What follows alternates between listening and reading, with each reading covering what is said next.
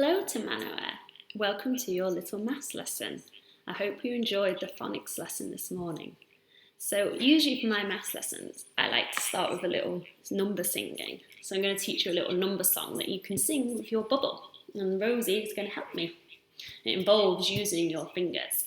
So we go 1, 2, 3, 4, 5. Once I caught a fish alive.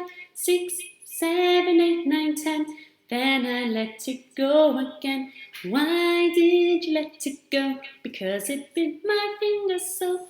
Which finger did it bite? This little finger on my right. Right, that's a song you can replay and sing again with your bubble, and it will help you count to 10. Now, for your maths main activity today, we're going to do some patterns.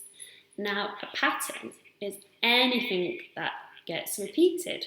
So you can do it with colours. You can go blue, yellow, blue, yellow. I'm going to show you how to make a pattern with using things around your house. So I'm going to use all these and I'm going to sort them into a pattern, my forks and spoons. So if I just move my computer a little bit so you can see. Right, I'm going to go spoon, fork, spoon. What would come next, Rosie? A fork. Spoon,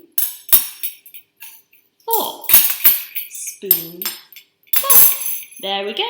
I've put my knives and spoons, not my knives, sorry, my forks and spoons into a repeated pattern.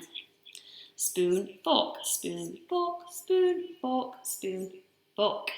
Now, you could use anything around your house to make a pattern. So you could do food. Now, I wanted to make a pattern using fruit today, but I've only got one banana. I need to go shopping. But have a look around your house and see what you could use to make a pattern. And please take a picture and put it onto your Hero Home Learning page. Thank you, and I will see you soon.